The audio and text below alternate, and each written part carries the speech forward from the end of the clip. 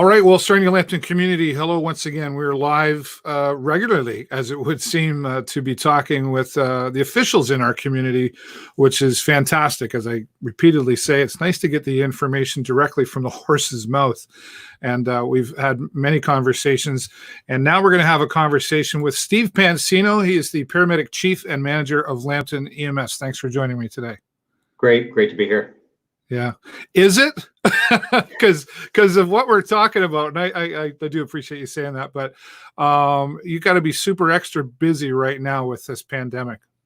Yeah, things are extraordinarily busy on two fronts, both our front-facing paramedic crews and our staff, and then behind the scenes a significant amount of planning and working with a number of stakeholders in the community to make sure that we're as prepared as we can be for this. Yeah. And are you a part of the primary control group meetings as well? Yes, correct. Okay. So now that being, there's a lot of collaboration going on there. I talked to Rob Hardwood yesterday, the director of parks for the city. And, he spoke of some of the training that they've actually gone through for emergency training. And one of those topics was pandemic. But I'm sure that not everybody involved has had that type of training. Has that provided any or any kind of obstacles along the way, or is everybody kind of working well together? Yeah, it's interesting to ask that question. Actually, every year, all the control groups are required legislatively to meet at least once a year and go through exercises. Okay. We've had similar type exercises at the county level in the past 24 months, realizing that it's these type, when people initially hear of mass casualties and disasters, they're always thinking of something that you'd see in Hollywood versus this is actually the likely one to happen, be it whether it's a flood or a major power outage or what we're experiencing right now. So and we have as recently as last fall practiced something similar to this within the county's control group. Right. So working well then, and I'm sure there's a bit of a book being written as you go on this as well. But can you maybe describe to the public who's watching right now, and we invite those of you who are watching, if you have any comments or questions, we'll try to address those near the end of this conversation, but we are on a strict time here. What are you seeing from your perspective from behind the scenes, I guess, that you can share with the public? Yeah, so behind the scenes, and not to sound corny, but we are seeing a great level of cooperation and collaboration. Certainly, all of us, one of the benefits of being in a community such as the county and the city is that it's a smaller community. We do already, for the most part, know each other quite well, have really strong working relationships. So that's been very beneficial, particularly in the first week or so when things really escalated quite quickly, and you saw a lot of people that were doing things that they weren't necessarily have done before, and having a quick conversation, getting a consensus, making a decision, and then moving on. So that's happened quite quickly, and really everyone's rallied around what the medical evidence is saying, what the best practice is saying, and listening to what our experts are telling us to do. Right. Yeah, because we now have, well, at least as of 11 o'clock this morning from the control group's media release, 59 cases and 6 deaths, as opposed to, that was like 5 a couple of days ago, right? And 49 yesterday. So it's far from being over, the calm before the storm, I guess, if you will. That being said, let me ask you this specific question. And we talked about this before we went live. So, for example, I have children that are staying over at their mother's. They travel back and forth between the homes. They're adults, 19 and 22. And, the other day they come over and wanted to give them a hug, but I said, you've been over at your mom's for a while. You need to stay there. And now my wife and I go out for a walk because we've been living in the same home together. And I thought, well, maybe it'd be okay if I went for a walk with my kids as long as we stayed far apart from that. But are you maybe saying that that's not a good idea? Yeah, I mean, it's certainly, it's one thing with yourself and your wife and you've been in the same household, but I think really as difficult as it is in that situation, we're really asking everyone and what the experts from the medical officer of health, the chief medical officer of health are telling us is if we really batten down the hatches, hunker down for the next 2 weeks, it'll prevent us from having the same conversation in June or July this year. So I think really the next 2 weeks are absolutely critical that people adhere to, do not be outside unless you absolutely have to be. If you're going to the grocery store, go to the grocery store once, stock up, for 4 or 5 days worth of food. You don't need to be hoarding for weeks, but you also don't need to be going every day. And maintain that social distancing. We keep saying the exact same things over and over again. It's because that has been demonstrated from what we know so far to be the best method for decreasing the spread of this. Yeah, and I guess like one person, if they do those groceries, let them be the one that keeps doing the groceries, which I'm okay with because I got my wife to do it.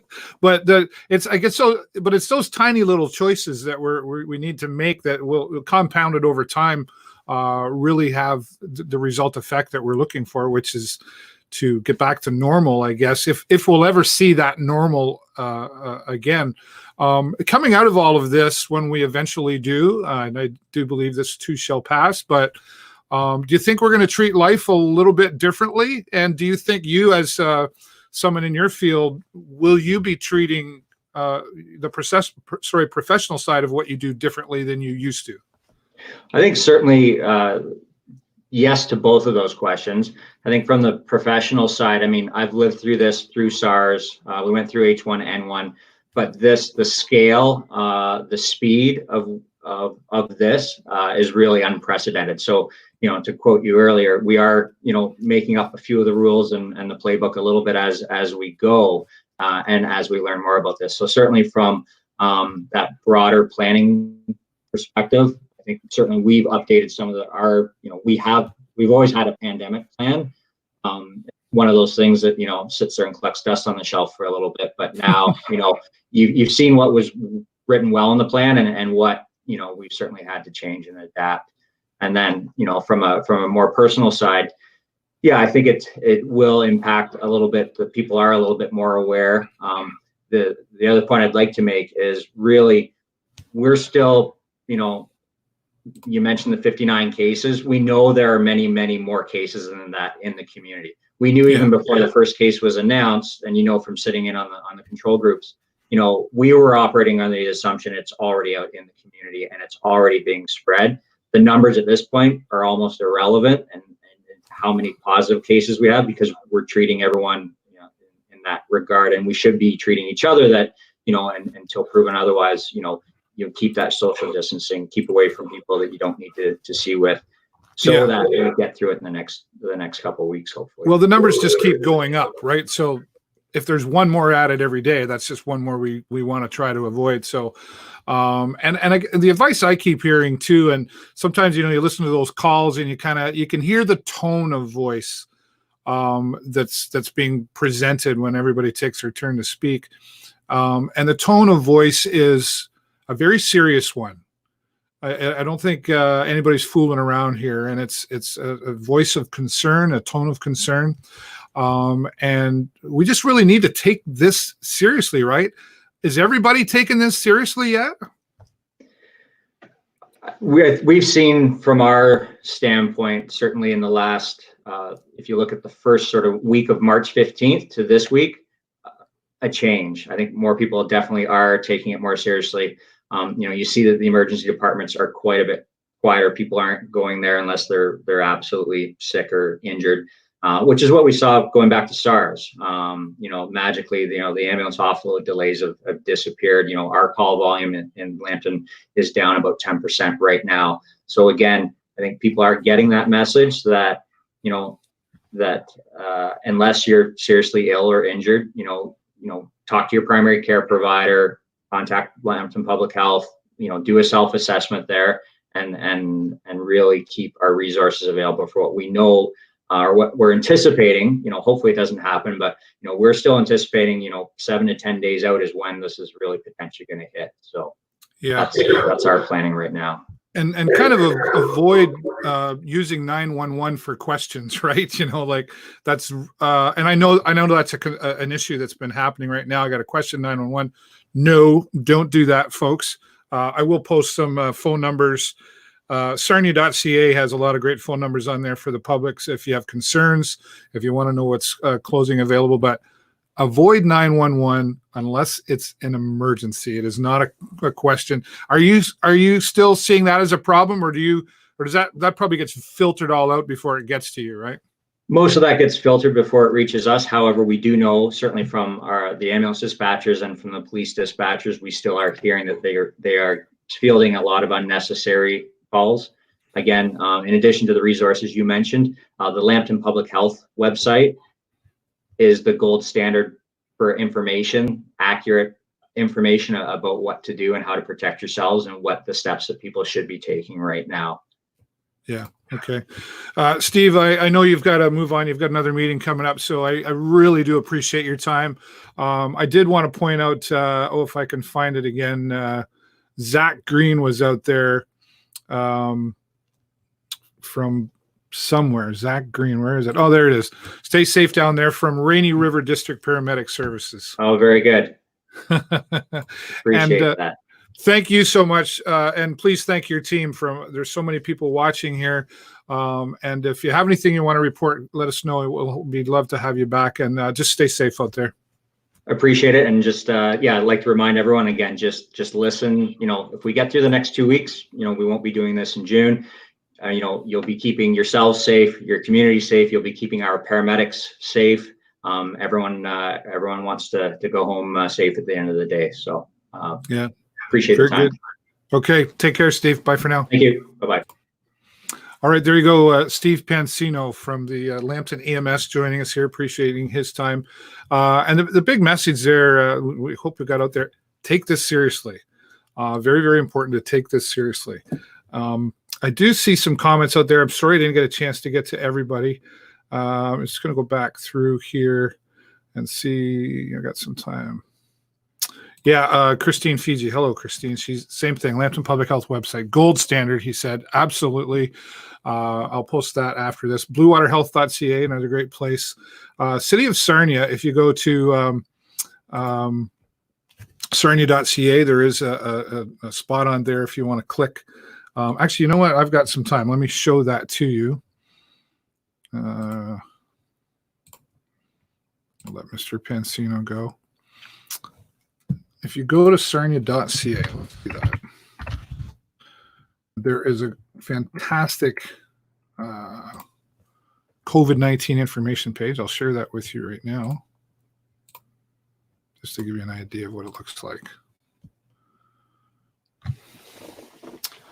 And there's a list of, there you go. So My CNN, which is a community notification network that you can sign up for free and get notifications on your phone, not just about the pandemic, but any other concerns that are happening in the community. A great free service. There's a phone number, if you see me highlighting that, to call. Actually, I have that here.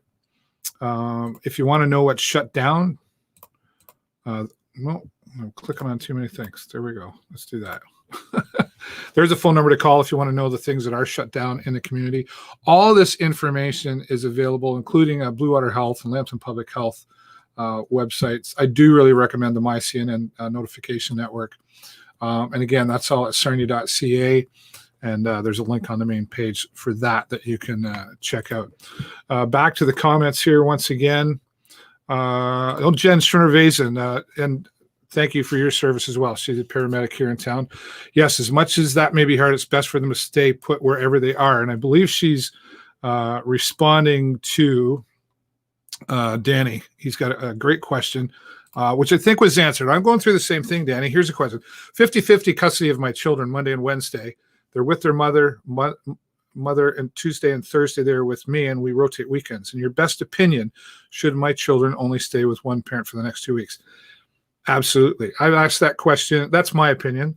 I've asked that question here with Mr. Pancino. I've asked it to other medical officials, and I've practiced that for the last couple of weeks with my children. They were ready to come back after being with their mom, and I had to say, stay away. My boy came over to pick up his e-bike in the garage. We stayed away. My daughter had to stay away. Real tough. Nobody's denying that these are tough circumstances right now. So thanks, Jen, for weighing in on that and sharing your professional medical opinion on that. I am going to share something with you folks that one of our viewers who I've known for a while but gotten to know well in the last little while, Chuck Mills, has shared something personal here that he said, please share this on air. I just wanted to share something with you to show anyone you know who isn't taking this virus seriously. My mom died from this virus alone. My sister and I have to bury her alone, 10 feet apart. No service, no comforting each other, no hugs, alone. My mom would have had a wonderful service with hundreds in attendance, but now we will be doing this alone. Mom did not deserve this at all. So stay safe and stay at home. Chuck, thank you so much. I did see that, and I sent some condolences out to you and your family and to Michael. So sorry for your loss right now. But thank you for sharing that. So everybody can understand the seriousness of what's going on. Jennifer and I go for a walk. We've been locked up together, not locked up, but it's just been the two of us in this home for the last couple since it started. We go for a walk. And they're not even really long walks. We go for a short walk and then we come home just to keep that sanity about, if you will. So take the walks. Don't go over and visit your friends, even if you're sitting in the same room 6 feet apart. They're saying don't do that. You could be touching the counter or whatever. Not me. It won't happen to me. That's not the attitude we need right now with all of this. And now I'm putting a lot of my own strong opinion in this. You can take it however you want. I am privy to the media calls and the access groups and I hear the tone, as I mentioned earlier. I hear the tone in the voices taking this seriously. And as Steve Pancino from Lambton EMS just mentioned, they already knew that there were cases here. Okay, they'd have to go through an official process to confirm and put it out there. They already knew there was a whole bunch here. They know more is coming. That's all you need to know, that more is coming. And if you want to prevent it, the next 2 weeks are really critical in keeping this or getting this under control. If all of us can sacrifice, huge sacrifices, for the next 2 weeks, we will see better results coming forth in June, July, because where this is at right now, we're only going to see the effects of down the road because it's starting to catch up with itself, if you will. This all has to catch up with itself. So we have to do all of that. I know I'm repeating myself, but it really is what it is. Lizzie Chad, hi David. Hope you and Jenny Moons are staying safe and healthy. We are very well. Like everybody else, there's some frustration. We deal with that. There's some emotion that goes on, and I missed my family. Jennifer missed her family, as everybody else who has family is as well. So, Chuck, you're very welcome, Chuck, and virtual hugs to you and your wife and your family, to all of you out there. But do appreciate you sharing that, because I think it was very important for people to understand. And Zach Green saying sorry. Everyone needs to take this seriously. There's some more condolences out there, and thanks for sharing.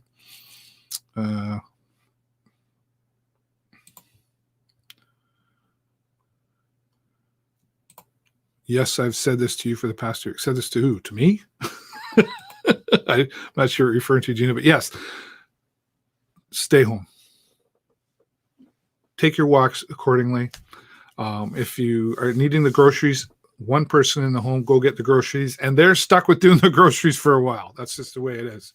So thank you to all of you for watching, and thanks again to Steve Pancino from Lambton EMS. Please stay safe out there. And I wanted to say, I noticed too the other day, and you've probably seen the video of the parade of Lambton EMS, Sarnia Police Services, Sarnia Fire Rescue, and others driving by the hospital parade, doing the hospital parade the other day. Thank you to all of our frontline workers. Over 49,000 views on that. Keep sharing it around. And tomorrow night, just so you know, an extra plug, Friday Night Music Fever will happen, being presented by myself, the show with David Burrows, and K106.3. We'll have some live local musicians, a live stream at 8 o'clock. So check that out on the show with David Burrows page tomorrow night, 8 o'clock. And check out the quarantine sessions on Facebook. Lots of musicians, local and from all over the world, providing great, fantastic music. And What do we got? By the way, Dave, nice job with all these informative news so far. I'm glad you got the chief of EMS on here too. Well, my pleasure to bring this all to you, and the reason I do, I think it's important to get it from our locals, and again from the horse's mouth. And Zach actually made the suggestion of reaching out to Steve, so thank you so much for that. I did it as soon as you made that suggestion, because it's important to get the accurate information. Social media is wonderful, used properly. Government websites and your local government websites, that's just the best place to get it. So thanks to all of you. I sincerely wish all of you to stay safe, and we'll be able to hug when this is all over. I promise you. I'm missing hugs. I'm a huggy kind of guy. And if you have any other suggestions on who you'd like to see broadcast here on the show, on this edition known as Community Matters, get a hold of me on Facebook. If you want to just say hello, send me a message. I'm happy to hear from you. That's all the time I got for you right now, everybody. Stay safe, and I'll talk to you again soon. Bye for now.